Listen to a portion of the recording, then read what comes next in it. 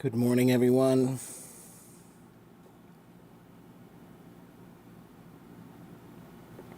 Hello, Waleed. Hello, Susu.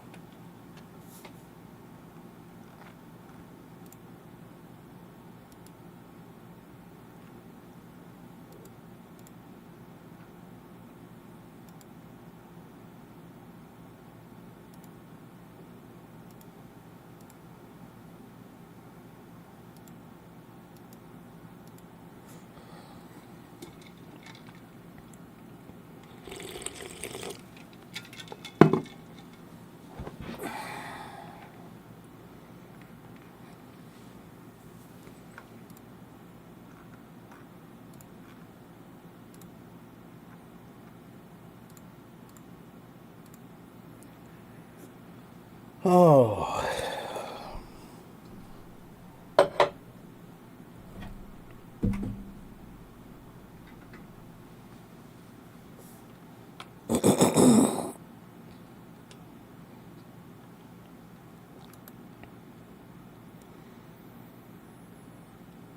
how's everyone doing?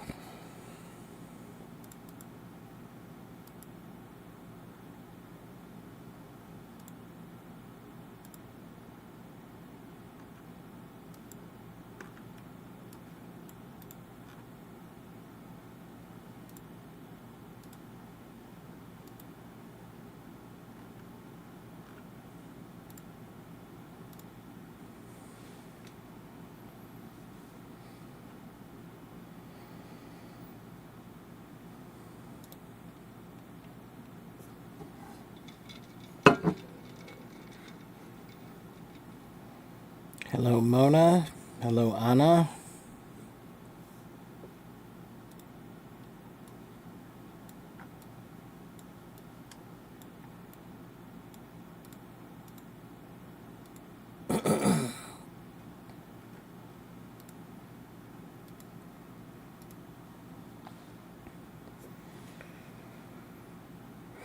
You did some chores today. You're tired, but you feel fulfilled and happy. Well, that's good. Yeah, I have a lot of work to do today after this, too.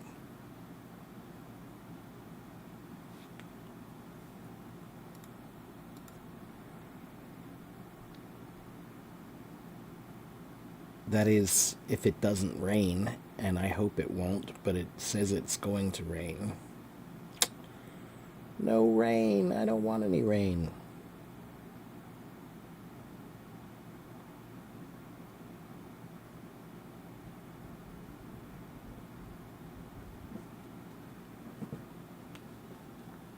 Hi.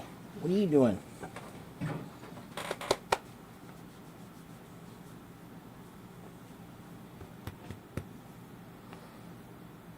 Go sit down. Go sit down.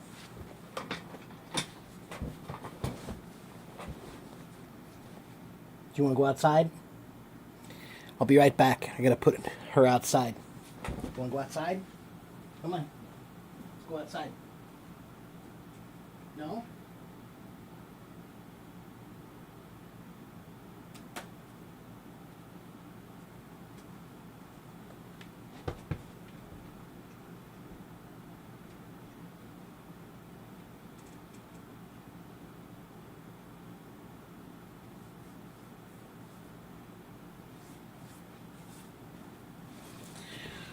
All right.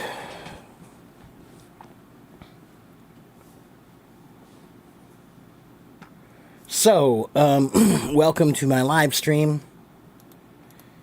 I'm tired, but I am here. So, I will do my best to help you. If you ask me questions, then I will help you. So, it's not that hard to think of questions. Think of what's hard for you. Think of what's difficult for you. Think of what is your weakness. Are you bad at speaking? Are you bad at pronunciation? Are you bad at grammar? What are you bad at? What is difficult for you?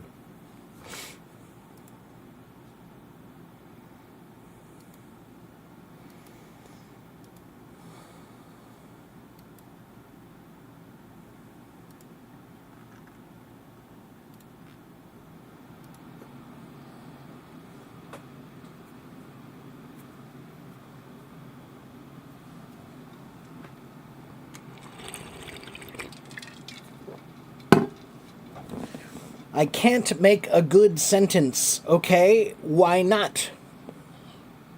Do you know why you can't make a good sentence? What do you mean you can't make a good sentence? You just did. You forgot to do your apostrophe and you forgot a period, but your sentence that you just made was a good sentence. And Mia says, speaking is more difficult for me. Okay, why? Tell me more. Tell me more. I'm the doctor. I want to help you, but you have to tell me about your sickness. Okay? If you don't tell me enough about your sickness, I cannot help you. Okay?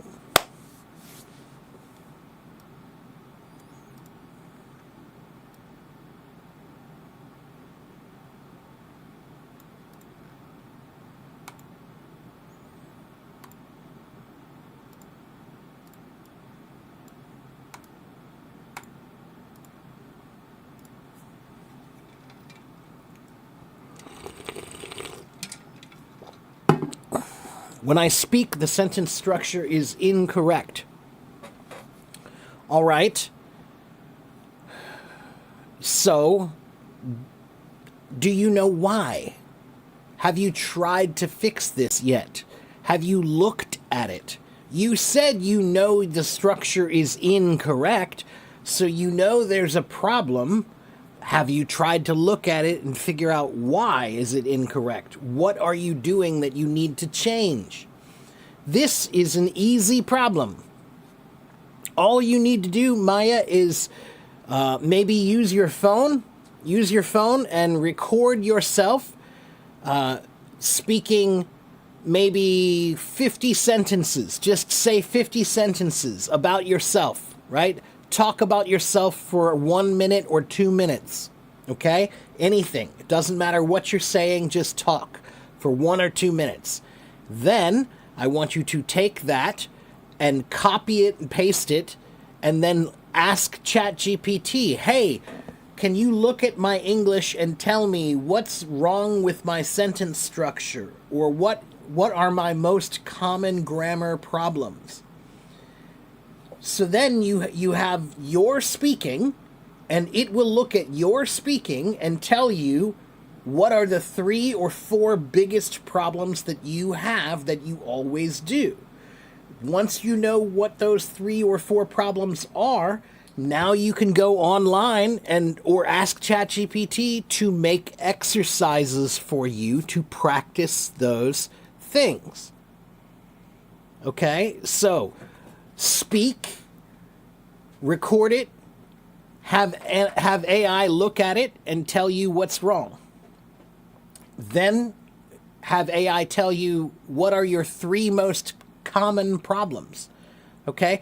And by the way, this will work better if you do it more. So if you do this a few times or 10 times, if you record yourself and have AI look at it, and record yourself and have AI look at it, do that a bunch of times. The more you do that, the more AI will help you figure out what's wrong with your writing or your speaking. I mean, we're looking at your writing, but it was your speaking, right? So we're trying to figure out what's wrong with it. Okay? So that's a good way to do it. And then what was the other one?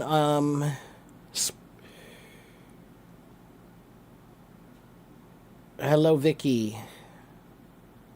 Hello, Nancy.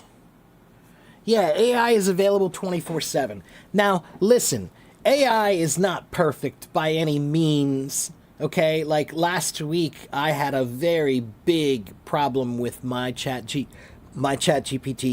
My ChatGPT lied to me for an entire day. It was continuing to lie to me again and again and again and again. So you have to be really, really careful with AI, and especially with ChatGPT, because they are big-time people pleasers. So they don't want to say, I don't know, and they don't want to not have an answer. So if they don't have an answer, they will make up one. So you have to be really careful.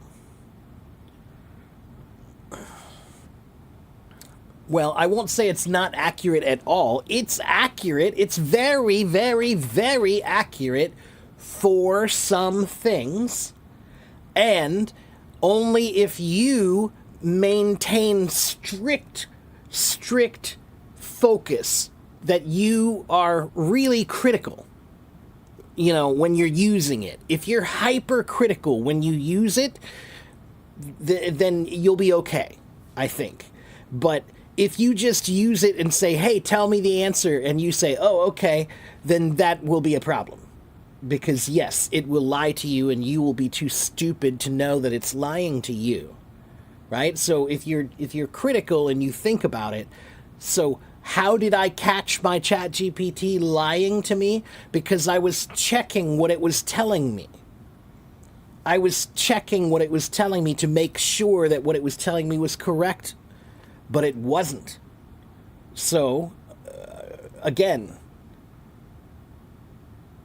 it made a mistake, but I was able to catch the mistake because I was critical. Okay?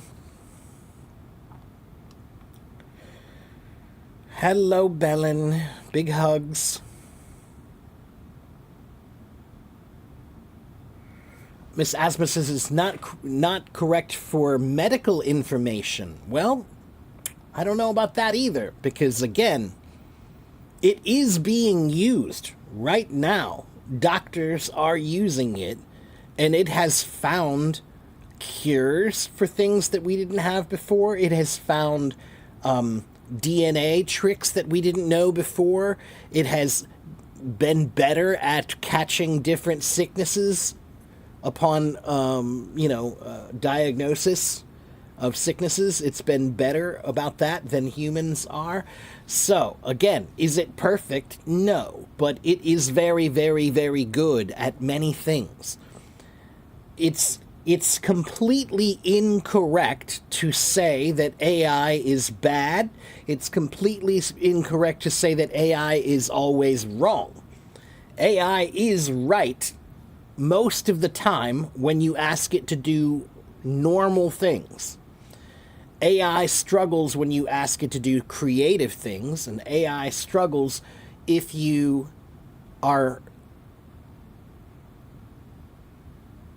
seeking very specific data, very specific information, then it might lie to you because it will look for it and not find it and then try to make up something to tell you, right? So, for example, this happened in court. There was a lawyer in America who tried to use AI to help him with his case. And the AI made up a bunch of court cases that never existed, that were complete fabrications. They're lies, fantasies, to base its case off of this information. And the lawyer looked at it and thought, well, this looks right to me. So he went to court and presented these cases that did not exist. But the judge checked, and the judge saw, hey, this doesn't even exist. What is this about? And then he had to admit that he used AI, and AI apparently had created all these lies about previous precedents. But it's still getting better, and it will get better, and really the truth of the matter is that the only reason why it's so inaccurate is because of the way they programmed it. It could be far, far, far more accurate than it is, but they've programmed it in a way that will not make it that accurate because they never want it to say, I don't know. They don't want it to ever say, I'm not sure. So it never does. You can't get ChatGPT to say, I don't know. You can't get ChatGPT to say, I'm not sure. You can get it to say, you can get it to be a little bit hesitant, but you can't get it to be completely critical. It won't be. Nancy says, my nightmares are the phrasal verbs. They're hard to be memorized. So, yeah, Nancy, I think phrasal verbs are the kinds of things that you can learn when you watch TV, right? So this is another great use for ChatGPT or AI. I just thought of this. You could go and, let's say you're watching the TV show Friends, right? And you're watching that show to try to learn English, right? Well, guess what? You can go online and get the transcript for that show. Then copy that transcript and give it to ChatGPT, and then tell ChatGPT, please show me all the phrasal verbs that they use in this TV show.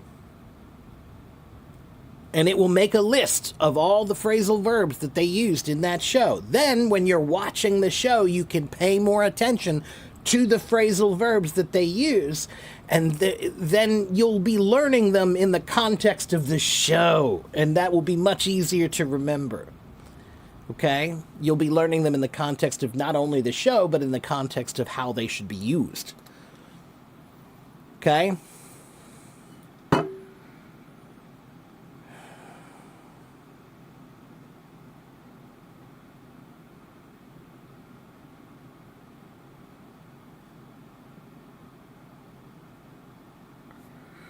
He gave me a false information about a medication that if I would have followed it would have been a disaster. Right, like I said, so you have to check. You have to check, right? Yeah, I have yelled at my ChatGPT like you would not believe. I mean, I have been very brutal yelling at it, telling it, what did you do this for? Why did you lie to me? You lied. If a human had done that to me, I would have been extremely angry. And I'm trying to get it to understand that. It's important that you do that because, yes, it will learn in time. If more and more people become upset every time it's lying or doing the wrong things, it will start to learn that, hey, I can't do this because people are getting mad when I do this.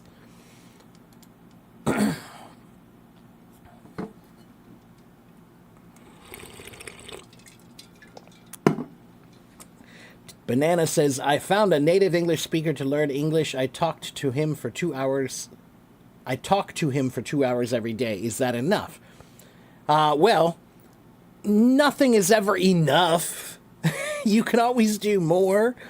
Okay, but 2 hours is good.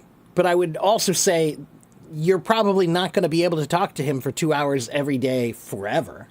So take advantage of it. If you can talk to them a lot now, then just keep talking to them now, right?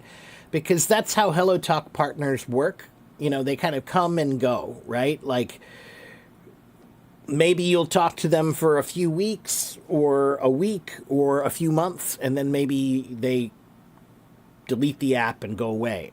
Who knows, right?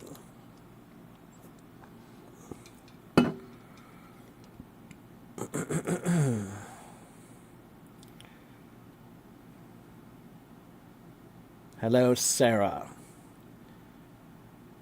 Hello, Linda. And Liana. Is it a good way to chat with ChatGPT? Yeah, sure. It's better than nothing. It's better than nothing. It's not as good as chatting with me, but it's better than nothing, and it's free, and it's available 24 hours a day, 7 days a week. So yeah, it's a great tool because it's available. That's why it's great. Ken wants to know, how do you improve your listening ability? Ken, you have to listen more. But Ken, you have to listen to the right people. Many people come here and they say, my listening is not very good. But they understand me completely. So what that means is your listening is not that bad. Your listening might be good. But maybe you're listening to the wrong people. You are listening to people who do not speak well. If you listen to people who don't speak well, then it's difficult to understand them. But if you listen to people who speak well, wow, amazing, you can understand. So, how do you improve your listening ability? Listen to people who speak well, and then you will understand better. Okay? I know you want to understand everyone, but you can't. Not in the beginning. Okay? Understanding is a gradual process. It's a process that builds as you grow. Okay? So that means that in the beginning, you cannot understand everyone. In the beginning, you can understand people who speak well. Then you can work from there to build. Okay? All right. Mona says, would I explain what does thank you so much for tuning in mean? Tuning in, yeah, Mona, tuning in is a phrase that's old. It goes back to radios. When you would, Mona, I don't know how old you are, but do you ever remember seeing a car that has a radio with a knob, and you have to turn the knob to find the channel, right? There's like a bunch of numbers, right? So like in my city, we had 91.7 WVXU radio, and you had to find 91.7 frequency on your radio dial, right? And so turning the dial was called tuning in to get the right signal, right? You have to find the frequency that's exactly right so that it's clear. So you have to tune it to the right frequency to get the perfect signal. So tuning in means, I'm going to find the frequency so I can listen.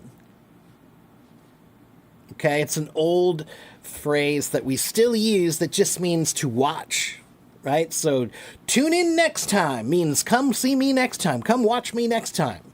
Come turn on the show and watch next time. Okay?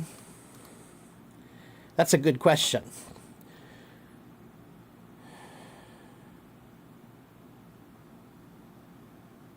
Ooh, I like that name, Ratsimbason. That's a cool name.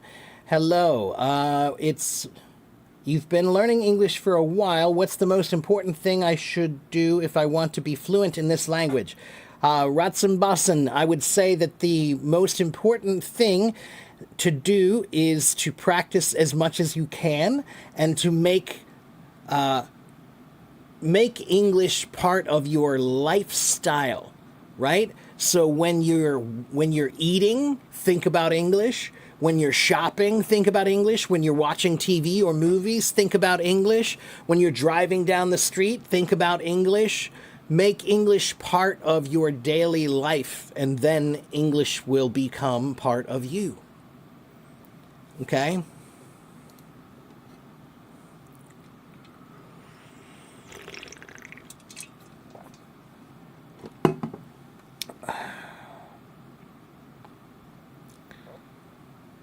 All right. George, hello George. George says, I have a decent speaking voice. However, yesterday I was watching a video and I found many C1 and C2 vocabulary words, and I got surprised how many words I ignored so far. So George, yeah, I don't know what you were listening to, but C2 vocabulary is not very commonly used, really.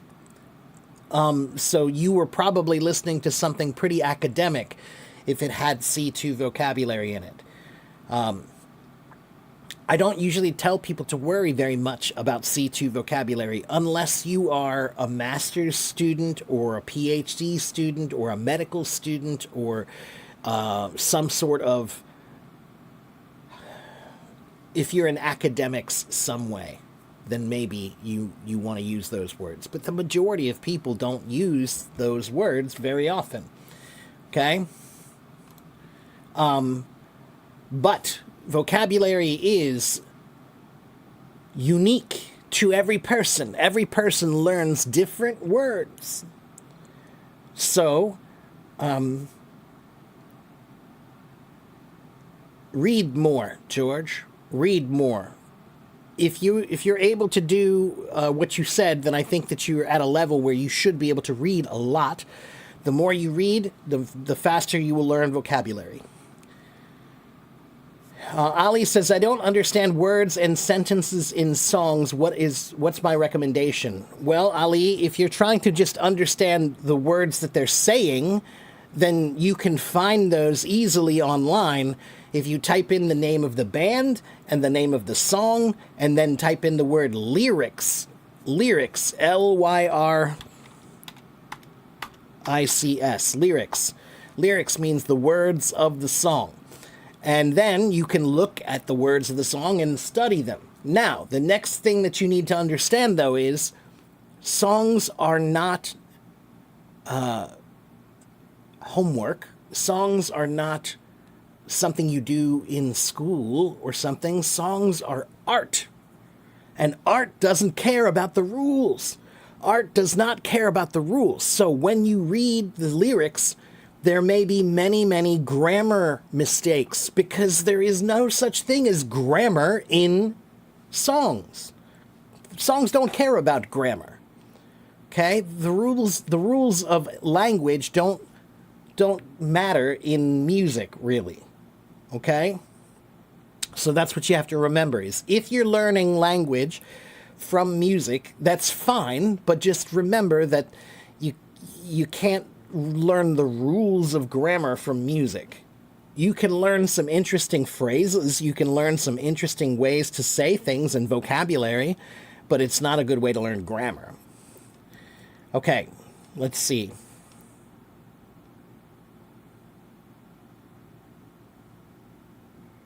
How do I remember the meaning of indigent and indignant? So they're two different words. They're very different words. To be indignant. Oh, you know what? I want to look that up and see where's that come from. Indignance. From the Latin word indignantia, to need, to want, an insatiable desire. That's interesting.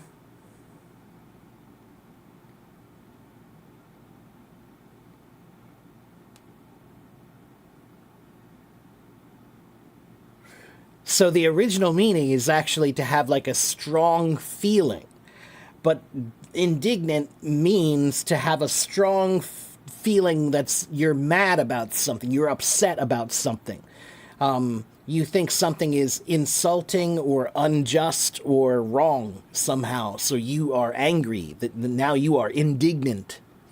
Okay, indignant. But then the first word you said is indigent, which that means more like somebody who can't take care of themselves.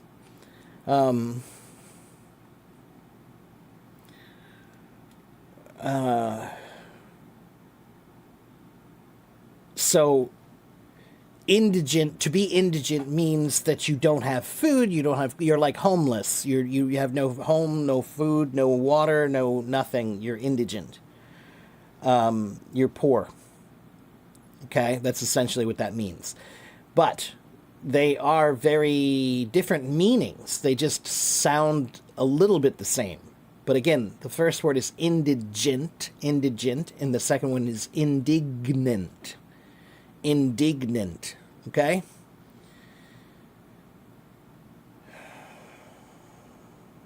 What happened with that lawyer? He did get in trouble. I think he got in some big trouble because it was on the national news. You know,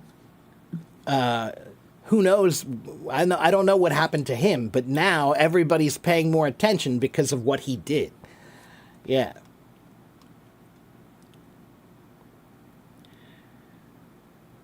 Banana says, should I do whatever my parents ask me to do?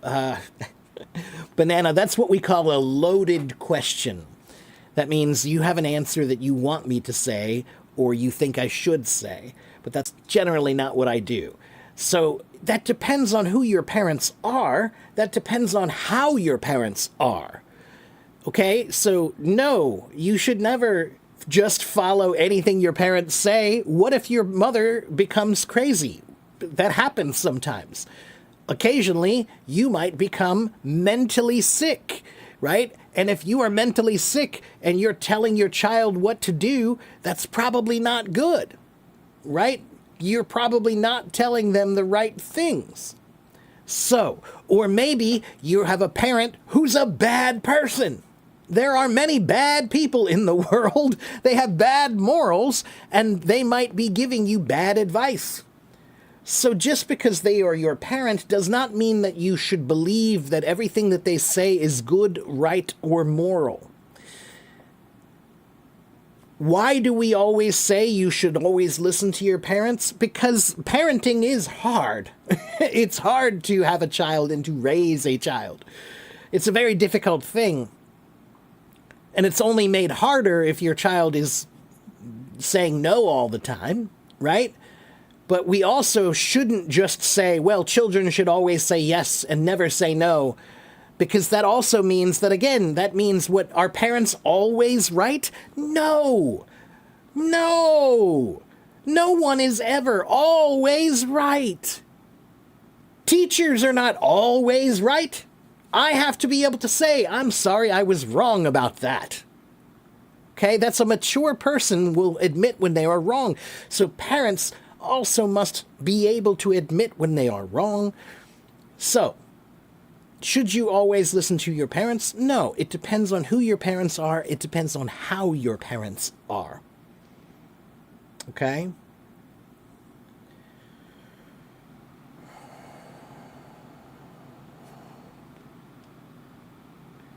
Artificial intelligence is kind of like ED-209 and RoboCop. I don't remember what that is. Hello, Language Warrior. Can I use advanced words when my level is intermediate? Shaima wants to know. You can, yes, you can. Okay, but I want to give you two perspectives about this, all right? There are two ways to look at vocabulary. One way is to look at, I want to practice words. So because I want to practice words, I'm going to try to push those words into my language, my daily language. I'm going to try to use them all the time, okay? Even if they're not always appropriate or the right venue, the right place for that word, right? I'm going to try to use it anyway. That's one way to look at vocabulary, okay? And that's okay. But there's the other way to look at vocabulary, which is just from a principle of language. And in a good conversation, simple words spoken well are always better than complicated words spoken poorly. So, in a real conversation, you shouldn't just use big words because you know them, okay? You should use them only if you feel like they are the right word to use at that moment in the conversation, okay? So, I want to give you an example of what this is like. Many of you know I am a drummer, as you see behind me. Okay? And drummers, when we're young drummers, many young drummers, they want to buy more and more and more and more drums. I want to have this one, and I want to put more and more of these here and more of these here. I want them bigger and bigger and more. And then they feel like they have to hit everything that's in front of them. So they have to use it all the time. So now every song, they use everything all the time. And it sounds terrible. Because they're not using it because the music needs it.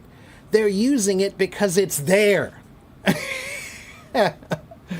So, your vocabulary is a similar thing. When you learn a word, if you're in a practice situation, you're in a practice environment, it's a safe place where your friends are there and they know you're practicing your language, then yes, push yourself to use big words because it's fun and it will help you learn, okay? You're in a safe place. But if you're in a business meeting or you're giving a speech for your company or you're, at a family reunion and you're speaking in front of the family, don't just force big words into your conversation because you think that will make people impressed. No.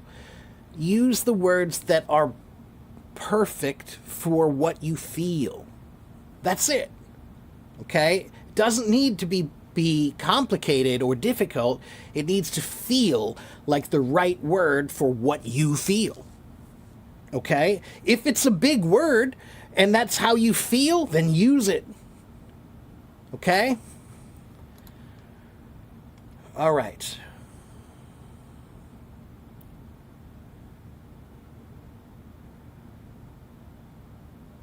Can I explain the idiom knock on wood and when do you use it?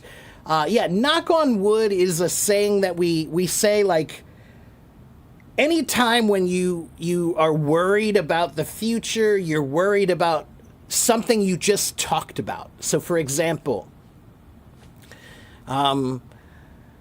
maybe you have a test. You have a test on, tomorrow, and you have to take that test. And if you pass that test, then maybe you can get a promotion at work, right?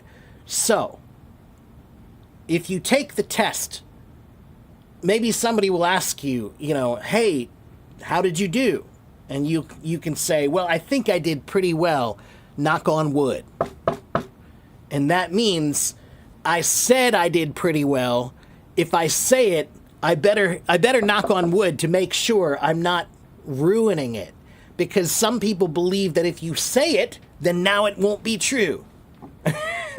Okay? Or that you're ruining it, or that it will jinx it. Jinx to me means to like change the future, to change the fate, to change the destiny. Right? So knocking on wood is kind of like you're telling fate, you're telling destiny, please, don't jinx me, don't curse me, right? So you're saying, I think I did pretty well, knock on wood. Means like, let's all hope. Let's all cross our fingers that I'm right, okay?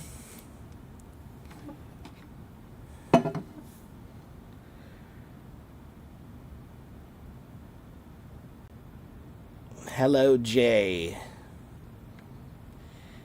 I've never been robbed before. Knock on wood. Exactly. That's right. So you said something that like maybe the gods heard you, fate heard you, destiny heard you, and they said, destiny said, oh look, he said he's never been robbed, so we should rob him.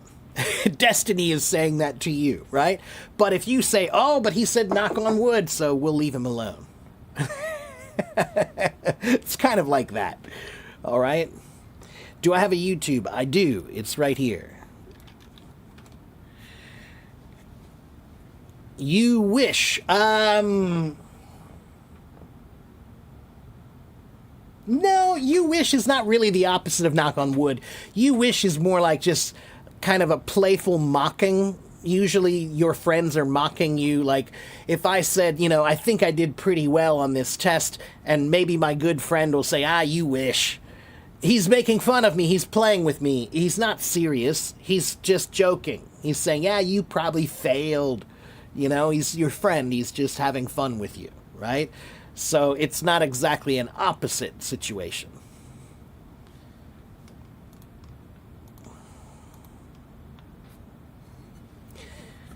And I do want to look at something very quickly.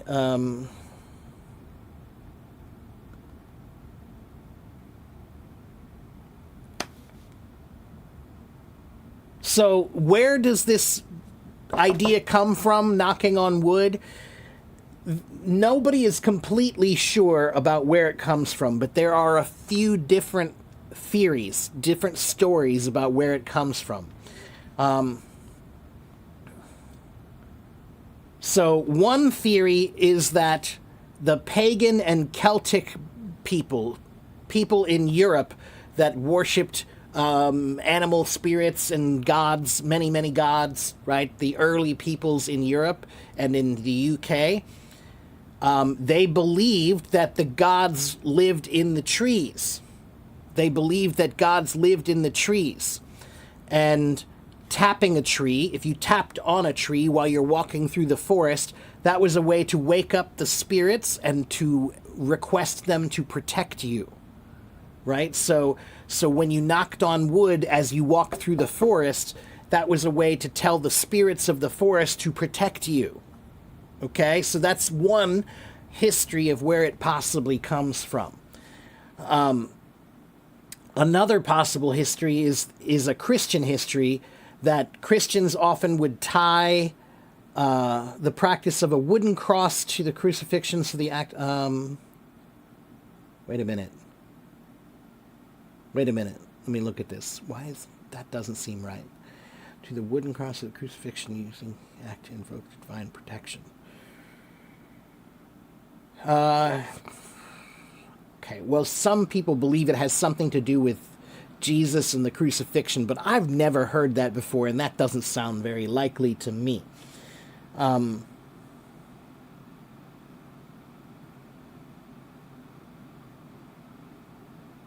Yeah, I'm going to say that that's all you need to know, is that it's from a tradition a long time ago when people believed that the gods lived in the trees. And when you walked through the forest, you can knock on the tree, and that would wake up the spirits, and you could ask them to protect you. Okay? So that's why we still have this knock on wood, means like, I hope the spirits protect my destiny.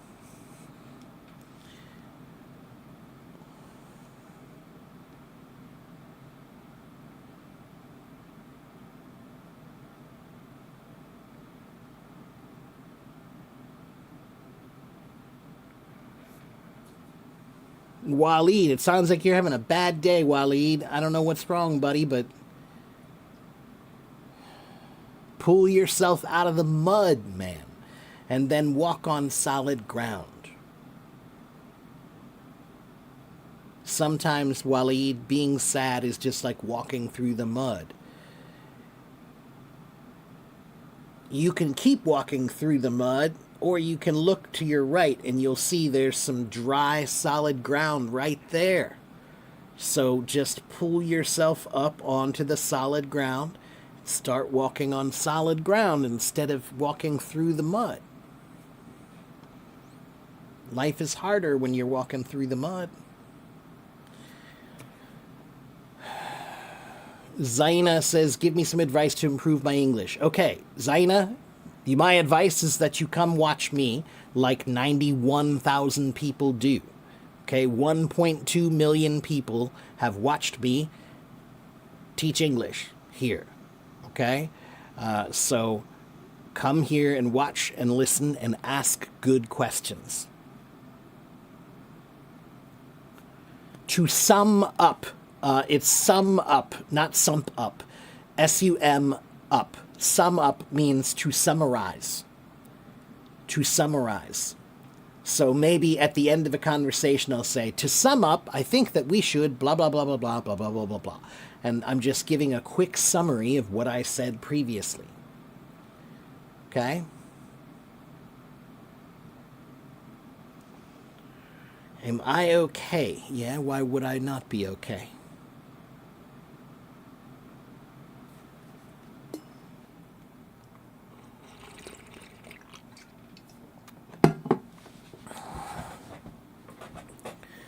Which method should I use to improve my writing skills? Mia wants to know.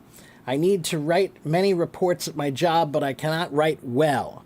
What kind of reports do you have to do, Mia? This is a perfect example of something that ChatGPT can help you with. Okay? Tell ChatGPT I need to improve my writing skills for my work, for my reports at work. And then it will say, what kind of reports do you do? And then you can show it some of your reports, and then you can say, can you help me to figure out how to make these reports better using better English? ChatGPT is perfect for something like that.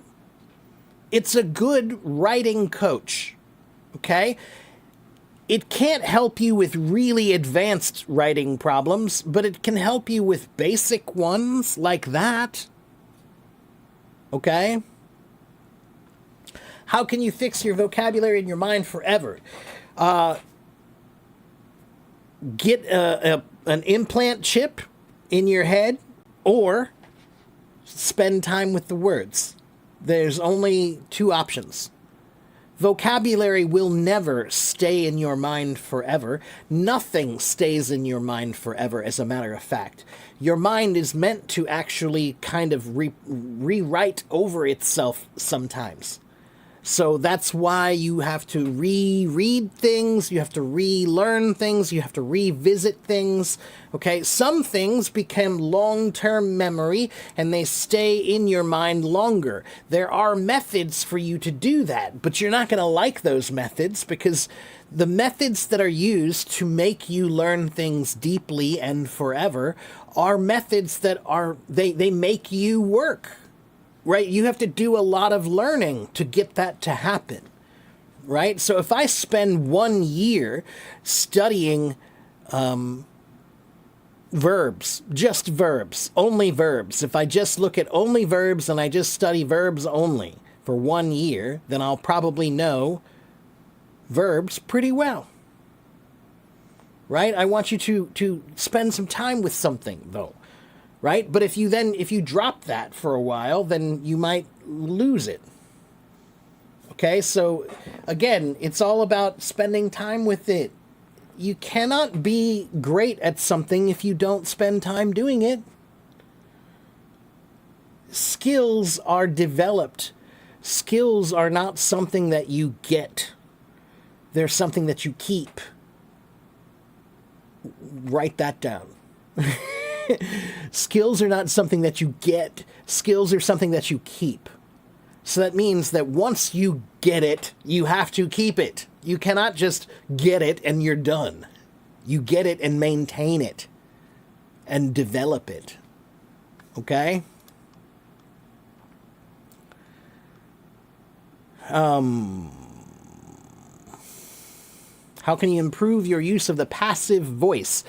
I don't understand why so many people have trouble with the passive voice. It's not as hard as you think. All I want you to do is, if I say the boy kicked the ball, the boy kicked the ball, now I want you to make that passive. How do I make that passive?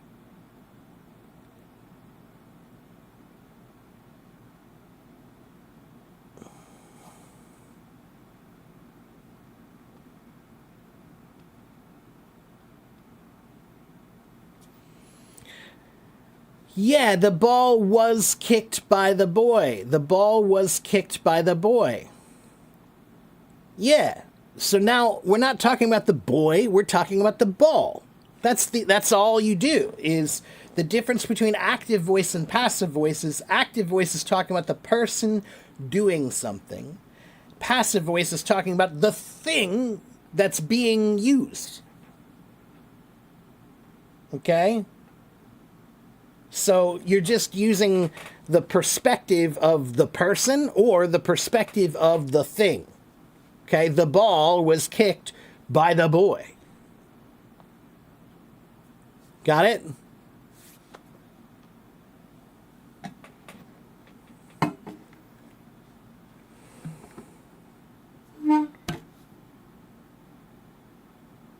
Yeah, so what I would suggest is, again, that's a good one for ChatGPT.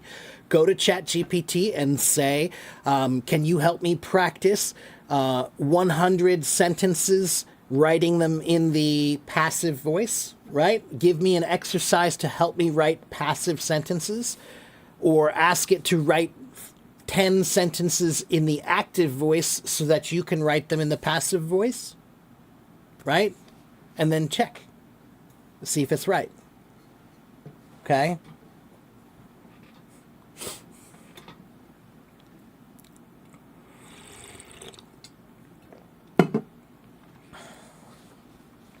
We are lucky to have AI, but again, we just have to remember, AI is not a god, AI is not perfect, and AI is like a baby. It's brand new. It's the new technology. So yeah, it has a lot of problems, a lot of things that we're going to try to figure out. But it is still the most amazing thing that we've developed in a long time. So everybody is focused on the flaws. Everybody is focused on how it's not God. It's like that's the only thing is it perfect? Is it like God? If it's not like God, then I don't want to use it.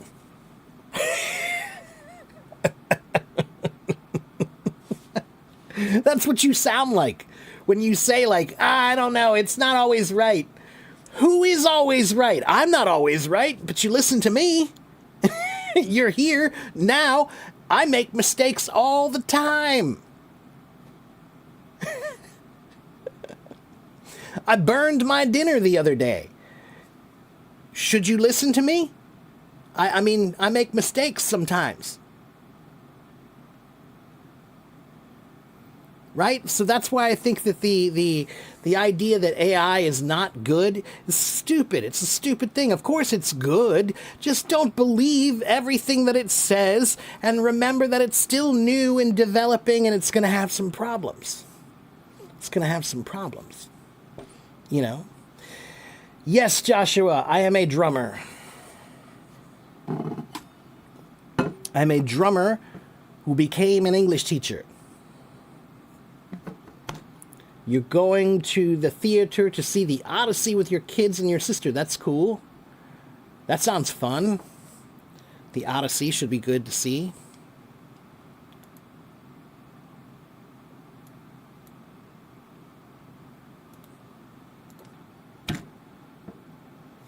Okay, so once again, hit me with the question and I'll hit you with an answer. Okay? No, I do not have any children. I am not married. I have no kids.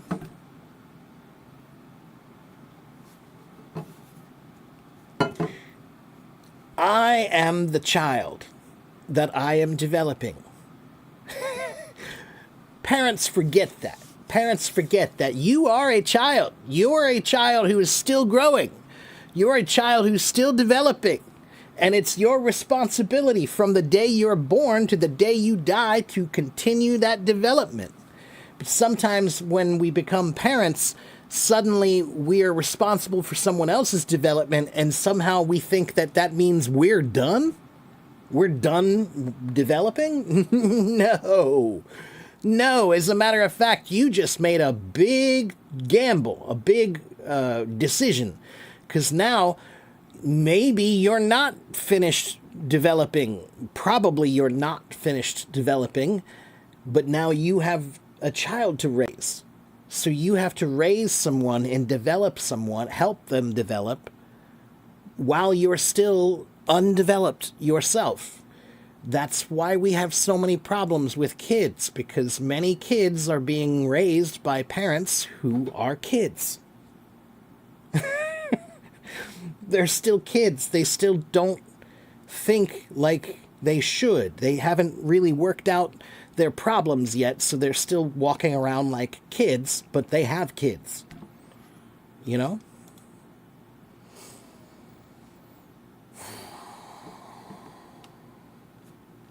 How do I view the Chinese saying the law does not punish the majority? That's an interesting one. There are other ways that we've said things like that in the past.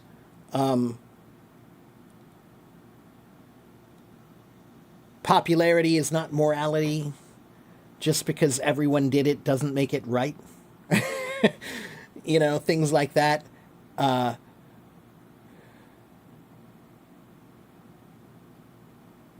Victor Hugo had something, or was it, no, Victor Frankl or Victor Hugo? I always get those two confused.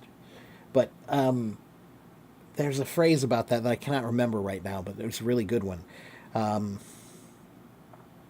Yeah, but, you know, throughout man's history, there has been the morality of the individual and the morality of the group or the society. And there's always been the struggle between the two. Because there is always a struggle. Sometimes the majority does believe something that the individual may believe is wrong. That's a tough situation. You have to consider, what do I do? You know, do I go with the flow and join the group, or do I maintain my principles and try to figure out a way through this situation? What's my goal in life? My goal in life is to try to be better tomorrow than I am today. My goal in life is to be better today than I was yesterday.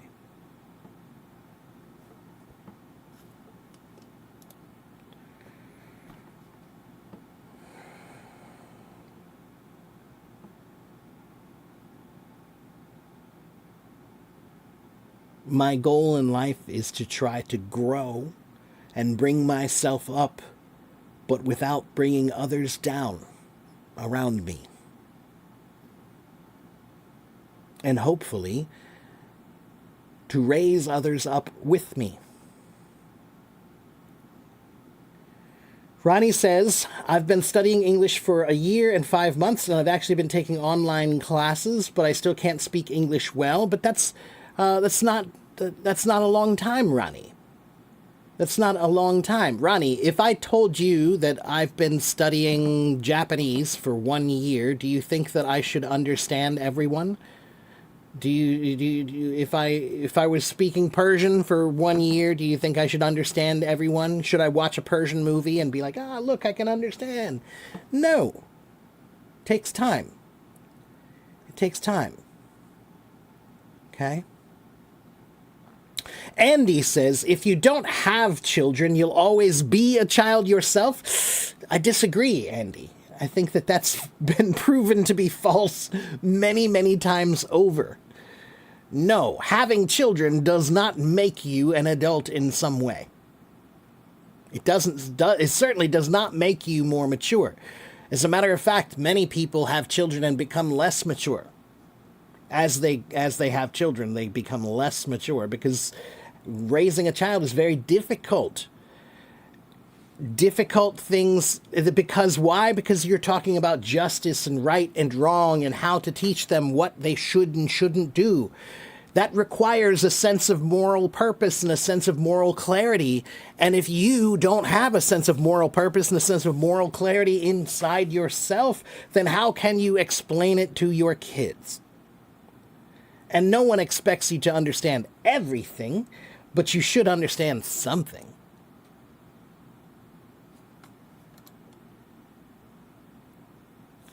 What's the best thing that I can give or teach my kids? Curiosity.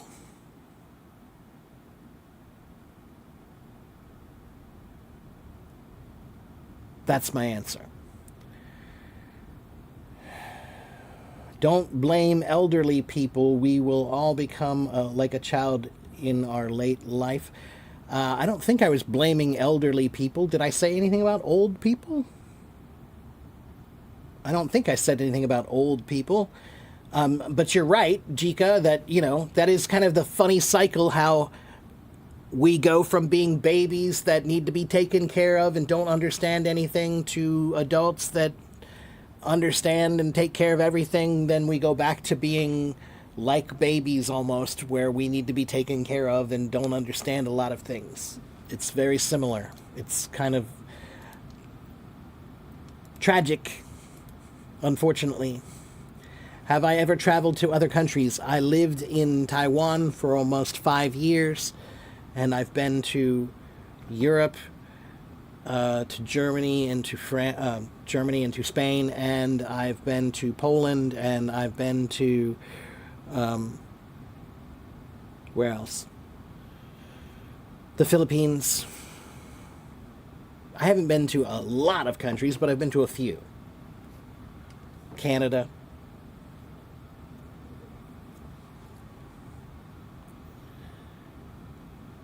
All right, let's see. Libra says, hello, Libra. These days, I've temporarily stopped learning. How do I maintain inspiration for learning? Libra, sometimes you should stop learning. It's great. Stop. Take a break. Sometimes you have to take a break, put it down, walk away, let it breathe for a little while. Okay? It's like, how do you make a pickle?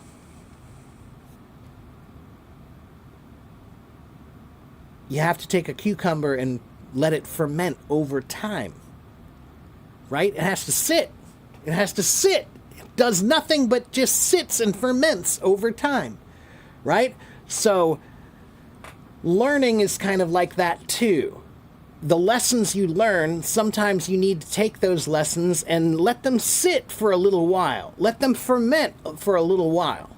Okay, so what I would tell you is this. Learning should have two stages. Learning and play. And learning and play. And learning and play. So the play part is when you can take a break. Okay? Actually, I'm going to change that. Let's make it 3 stages. Let's just say it's 3 stages. There's learning, play, and taking a break. Because that's also good, right? Okay, let me tell you this. As a musician, when I was practicing drums, and when I do practice drums, I'll take one exercise, one book, and I'll work on this one book for an hour or 2 hours, and I'll really focus to push myself until I'm frustrated. Until I'm frustrated, okay? And then I'll stop, and then I'll do one of 2 things. If I feel like I want to keep practicing, I want to do more, then I will stop and take a break, and I'll go upstairs and I'll get a Coke or have a water or just take a 10 or 15-minute break to breathe and do nothing. Then I'll come back down and suddenly I'll be able to play and it's much better because I took a little break. Okay, so sometimes taking a break is good, all right? But there's also the play stage where I study something for an hour or 2 until I'm frustrated. Then I stop and I say, let me just take a break and play with this. Let me just play with it for a little while. Just have fun with this idea. So if you're working on vocabulary, can you play with that vocabulary for a little while? If you're working on grammar, past tense, can you play with that for a little while? Have fun. Do an exercise. Write a sentence. Say something. Right? Just do something playful. Right? So 3 stages. Right? Studying. That's when you push yourself till you hit a wall. And then once you hit that wall, you can do one of 2 things. You can take a break and come back to it. Sometimes that's what you need. You just take a break and come back to it. Or you can play. Have fun with it, okay? And then take a break and come back to it, all right? All right, let's see. And hello, Doris. Take care, Mia. Can I give you any advice on how to improve your English because you're still a beginner?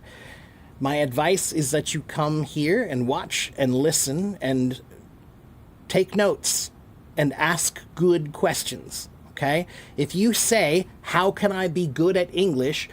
You might as well say, how can I fly? There's no way to answer that question, right? But if you ask something more specific, like how can I improve my vocabulary or those things, then I can help you, okay? But what I will tell you is if you come here, Monday through Friday, I'm usually here. Today is Saturday. It's a special day. I wasn't here yesterday, so I came here today. But 90,000 people follow me, and people ask me questions about reading and writing and listening and speaking and grammar and vocabulary and pronunciation and everything about language. So if you come here, you'll hear a lot of questions, and maybe those questions are the same questions that you have. Okay?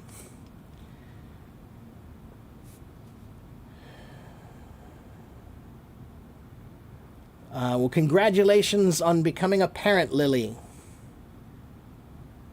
Do I consider Canadians foreigners? Yeah, they're foreigners, but they're not foreign. They're foreigners because they're from another country. But the word foreigner often means that they act in a very foreign manner, a different way. So that's the funny thing about Canadians is most Canadians, they're pretty much like us for the most part. They're just nicer than we are. They're more polite than we are on the whole. So they're foreign, but they're not foreign. They're from another country, but they don't act very differently than we do. You're struggling with punctuation rules. Mary, punctuation is that's the space in language. Punctuation gives language space. And guess what? The space is where the power is.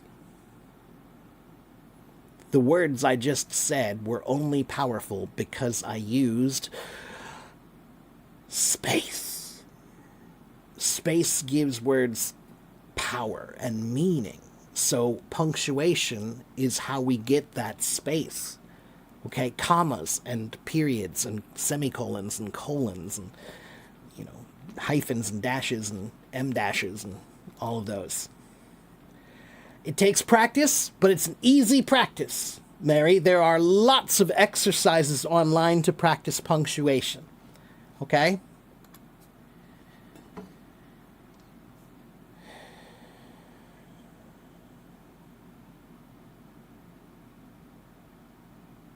How can we direct their curiosity only towards what is good and healthy? Nor you can't completely.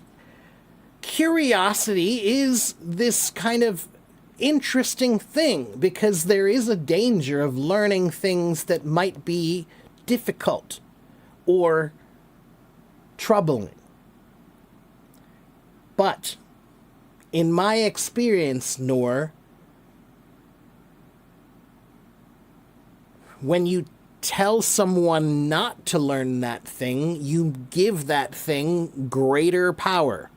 You give that thing greater significance.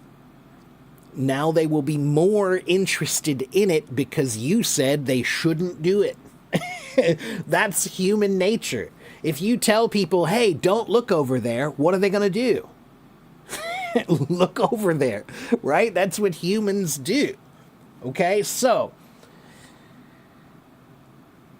what I would suggest, Noor, is you should develop a relationship with your child where they feel comfortable and safe to ask you questions about things, even if those questions might be difficult. Wouldn't it be better if they ask you about it so that you can tell them what you think is the right answer? Or what they should consider? What they should think about? If they're afraid to talk to you about it, then they won't talk to you about it. So what I would suggest is encourage curiosity, but tell them, ask me if you don't understand. If there's anything that you don't know or don't understand, ask me. That's why I'm here. Okay? You are teacher number one as a parent. Okay? So if they can ask you, then you can discuss it with them, you can talk to them, and you can create a healthy understanding. Okay? Even if it's a bad thing, you can tell them the healthy way to understand this bad thing. All right? If you make them afraid to talk to you, then they will not have the benefit of your wisdom. They will figure it out by themselves. Okay? Okay,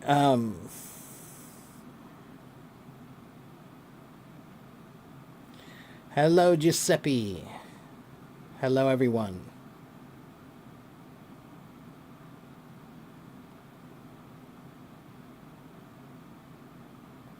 Why do we learn English still with AI nowadays? Why do people still play music when we can make music with computers? Because language was never just data. Language is expression and feelings and communication. So, people will feel like they want to express themselves, so they will learn English so that they can.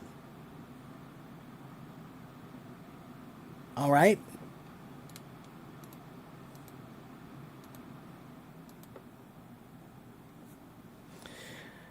Do I prefer a cup of hot tea or iced coffee? Iced coffee. What do I think about the idea that simplicity is resolved complexity? In general, that's true. There is a mathematical sense to life that most things do resolve to their simplest form. Most things. But it's always important to remember that life is full of exceptions. So you should never look at that as a complete rule. I'm a little confused about how we can use fair enough and in what situation, Essie says. Fair enough just means I heard what you said, okay. All right, I heard your side. That's all. I heard your side. Fair enough. Okay?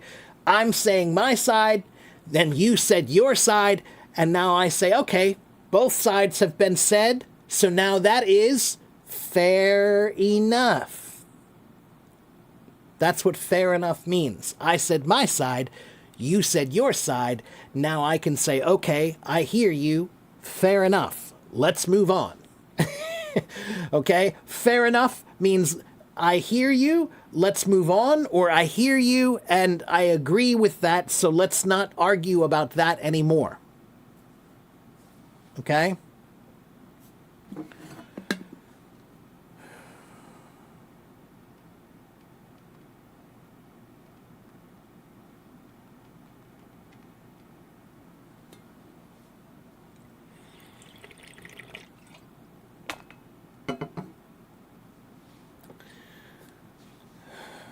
Does it mean I agree? No. No, it doesn't mean I agree necessarily. No, I would say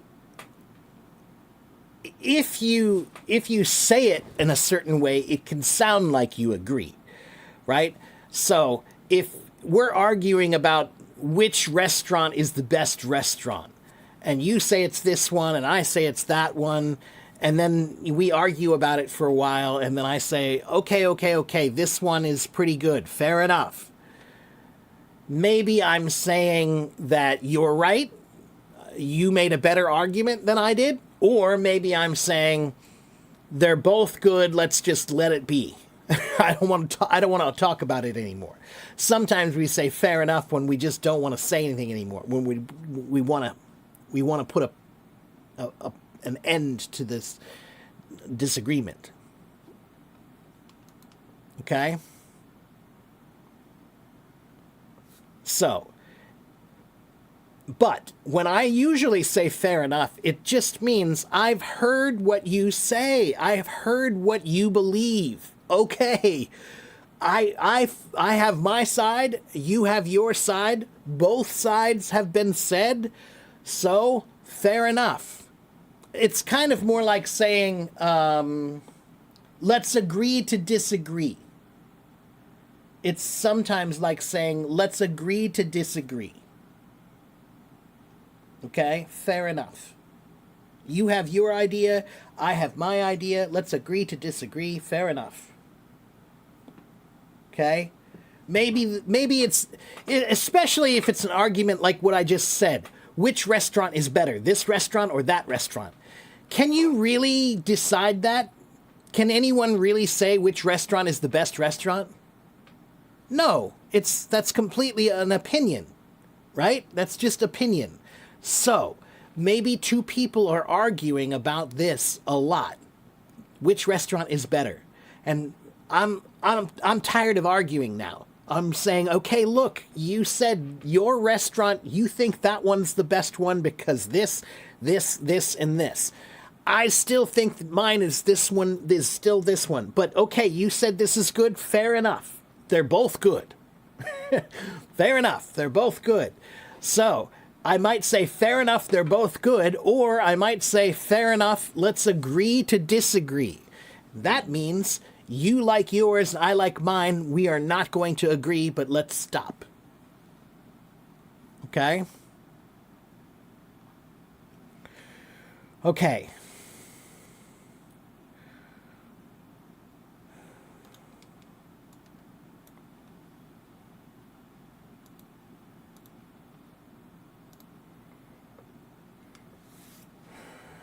Yeah, usually my classes are about 1 hour and a half or maybe 2 hours, around that amount of time.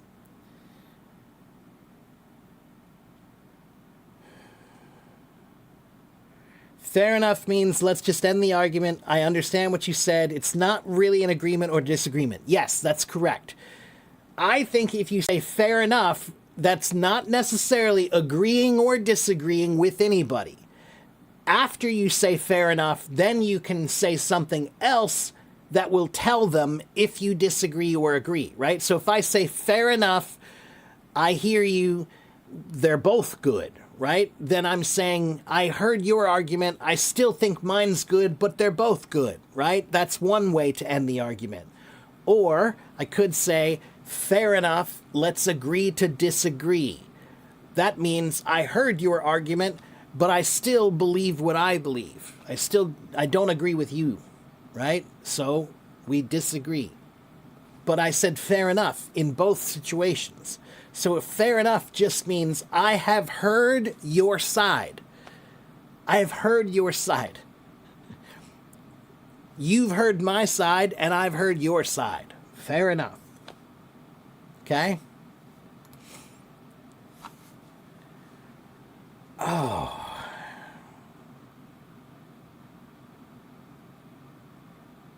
Shaima,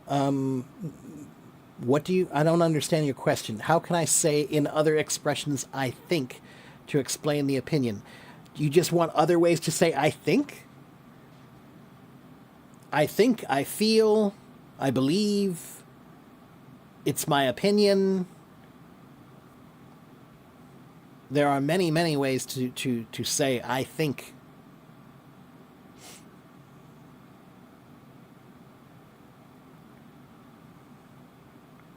Is fair enough a phrase that makes your listener sound nervous? No, I don't think so. I think that depends on you, right? If I say, hey, fair enough, it's all right, fair enough. I don't think that sounds like anybody should be nervous.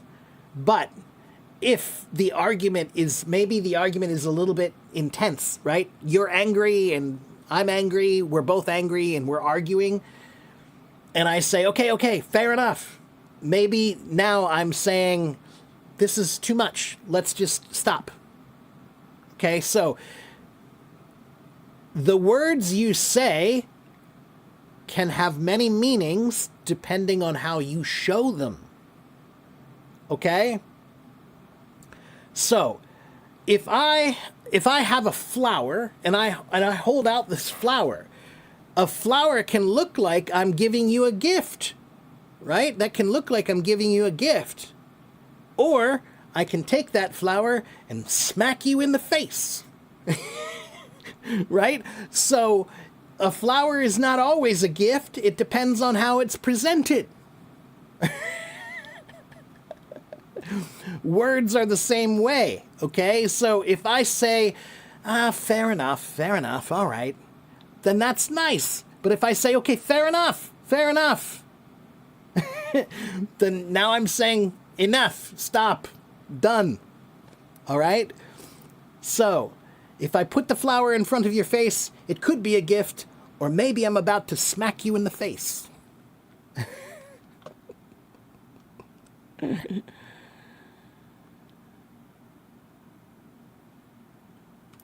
Krish, I'm usually here Monday through Friday. Today is a special day because I wasn't here on Thursday or Friday.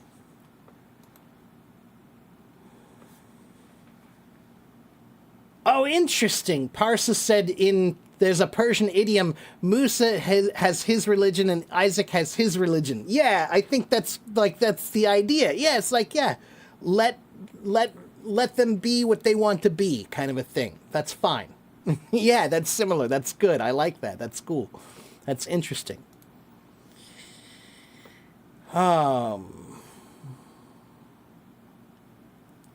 Does fair enough mean logical? Probably. If you say fair enough, then that means I can understand your argument. So yeah, it's probably logical. Okay? Yeah, it depends on how you say it. Yeah.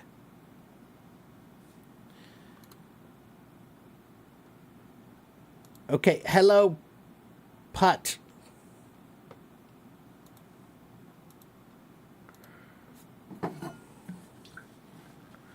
If I had an English routine for almost 5 or 6 hours, then I stopped practicing for about 10 months, is it okay to follow it now or start small again? Essie, you don't need to do 5 or 6 hours necessarily. Okay, let's remember that quality is more important than quantity. Okay, so 2 hours of really good studying is better than 6 hours of memorizing. Okay, so it's not so much about how much time you spend, it's about what kind of plan do you have. Do you have a good way of studying? Do you have a study strategy, a plan? Most people don't. That's the number one thing that I can say as a teacher, is that almost every student who wants to learn something, they say, I want to learn it, I want to learn it, I want to learn it, but they don't have a plan. They don't sit down and think about, if I want to do this, how can I do it? They don't do that. If you want to travel somewhere, then you think about how you're going to get there. Am I going to walk or drive or fly? How long will it take? Do I need to bring snacks? How many stops will there be? You make a plan, right? So when you're studying, you also need to make a plan. Okay?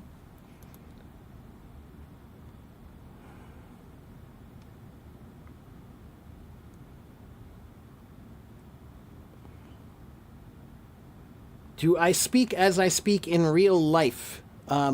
You're speaking about my speed and formality. I speak like this anytime I want someone to listen to me.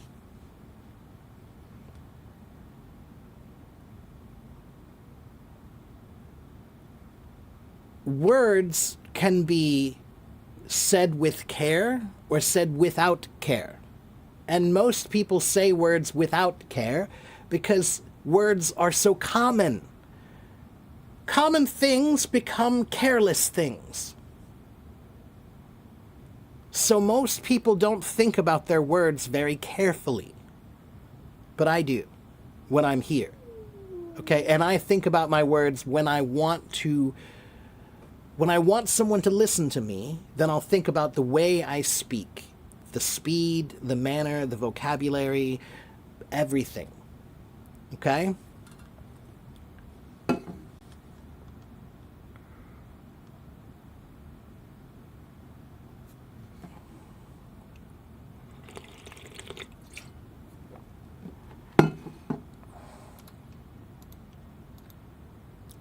Yeah, my brain is a metaphorical mind. I don't know what's wrong with my brain, but it sees everything in metaphors. Okay, give me just 1 minute. I think I want to put the dog out now. She just was whining. Hold on, I'll be right back.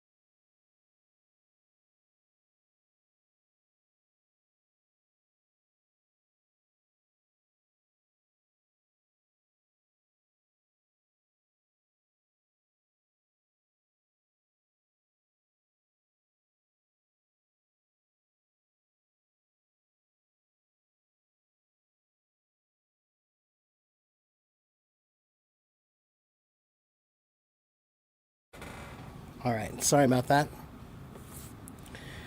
Okay.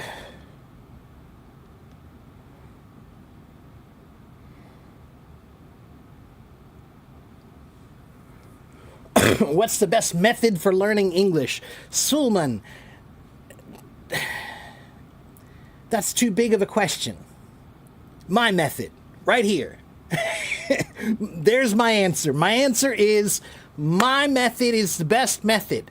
But if you want to know my method, you have to come here and listen to me. I cannot tell you my method in one answer. Okay? So, my answer is come and watch and listen, and you'll hear my method, and then you'll know that's the best method right there. Okay? And Sulman, that's the only time I saw your question, is just that one time.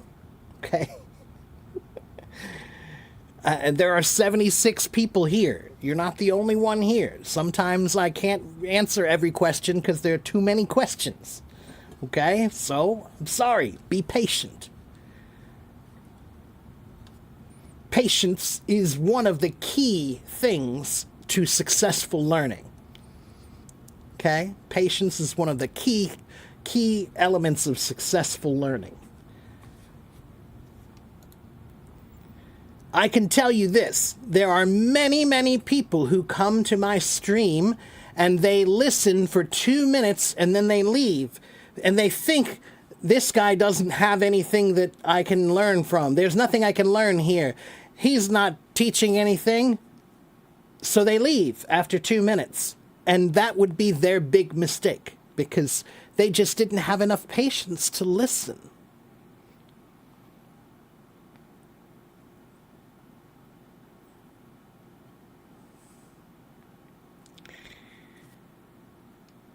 All I can say is this. I promise you, I'm not that interesting. I'm not that interesting. But 90,000 people follow me for some reason. Why? Why do they follow me? It's because they think I have a good method. That's it. Okay? Sonny says, I want my kid to learn natural phonics. He's 9 years old. Oxford Phonics World is recommended. Someone online said there are pronunciation mistakes. So I don't know about Oxford Phonic World or their pronunciation mistakes, but phonics is the way I would recommend that you teach your kid pronunciation, because phonetics is not very useful, in my opinion.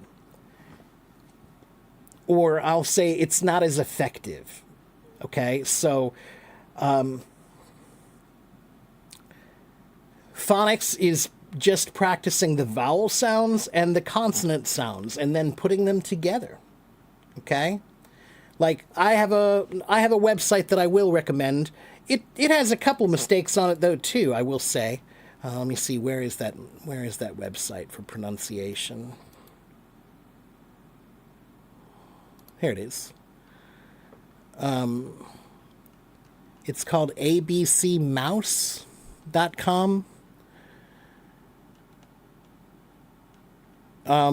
It's like a paid thing, but they do have some free stuff, right? And so like this page, for example, I used this page for one of my students just the other day to teach them short O sounds. So it has a whole, table of contents here, and here's fox and log and frog and box and dog, right? And hop, cop, mop, and then here's the long O sound, hope, cope, mope, right? And this is good because it gets you practicing the same sound over and over again, which gives your mouth time to learn the proper movement, right? So dot, got, hot, lot, not, pot, rot, tot, cot, jot, plot, spot, blot. Those are all correct, okay? But there are some that I noticed that are not correct, like, where was it?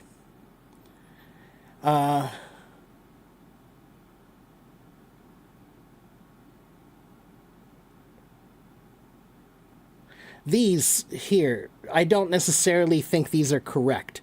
This says mom and Tom, but then they also say blossom and venom. So the first one, blah, that's right. That's a short O. But then the second one, blossom, that's an sound, not an sound. And then this one, venom, that doesn't have a short O at all, actually. So see, look, even this website, not correct. Okay, but that doesn't mean you shouldn't learn. This is also not correct, this one. Don and Ron and Con, those are short O's. But then lemon, bacon, dragon, those are not short O's. That's a U sound. Okay, but it's still useful. Okay, you know, every teacher that I have ever had has probably taught me something wrong. Every teacher that I've ever had has probably taught me something wrong, or not quite right, or maybe, you know, a little off, whatever. Does that mean that they're a bad teacher? No. It means that learning takes time, and over time you will find the right way. So sometimes learning the wrong way is okay. Like, I have learned the wrong thing many times and then found the right way eventually. Is it better to find the right way in the beginning? Sure. But learning isn't always in a straight line. Okay? Learning is kind of like this sometimes.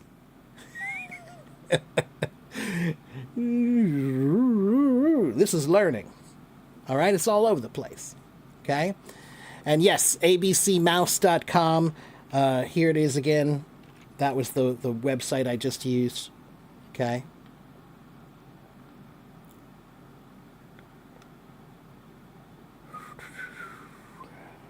Yeah, I haven't done any drums in a while, Waleed. I have not felt like playing.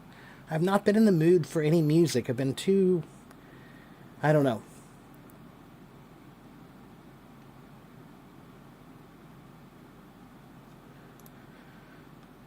Too much going on in the world. I can't find myself enjoying music. It's kind of sad, but it's true.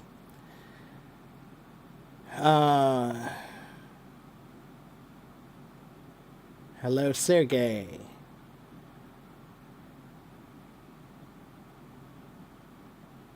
Do I have any recommendations for a dictionary? The dictionary that I use is called dictionary.com. And they have a website and an app. Okay, dictionary.com is the best one that I like. Okay, and why do I like it? Because it has it's one app or one website that's two things at once. I'll show you.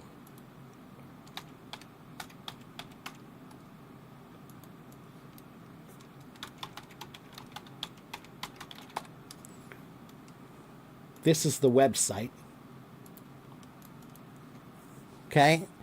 And it's just a simple website, and you can just type in your word here, right? So let's say happy, right? And it gives you the definition of happy and shows you some synonyms and antonyms and sentences, right?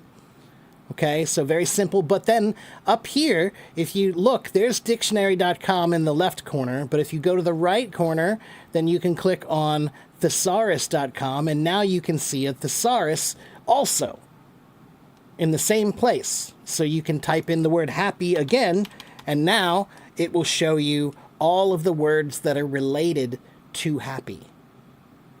And yes, this is a website, dictionary.com. Dictionary.com. But it's also an app. They have an app on your phone. Okay?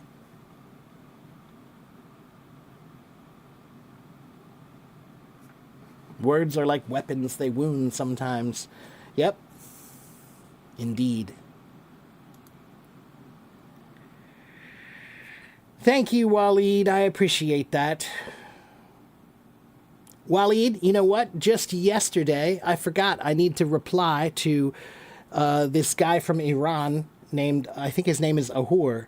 and he's a music producer in Iran, and he said he wants to do something with me, like to make some music together, which sounds fun, sounds interesting. I don't know how well we'll be able to do that because it's hard to do that from across the world, but maybe it might happen.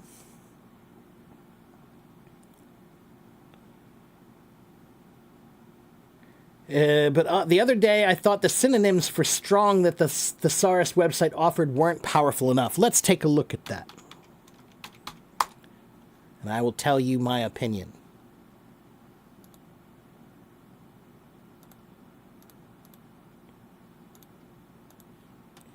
Here is strong.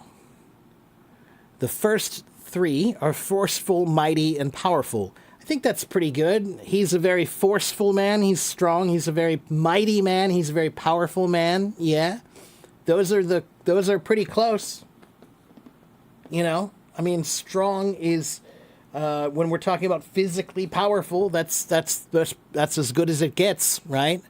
But you have to remember that there's more than one meaning of strong. So the first meaning of strong is up here, physically powerful. But then they go down here and there's another meaning of strong, materially durable or stable. Okay? And then down here is an adjective, to be determined or resolute.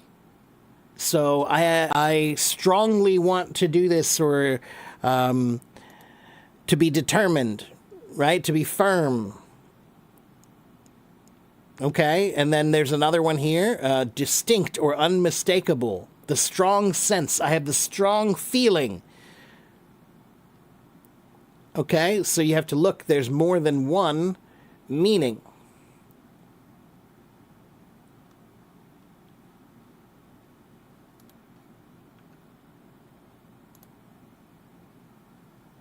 Yeah, the advertisements. I don't, in America,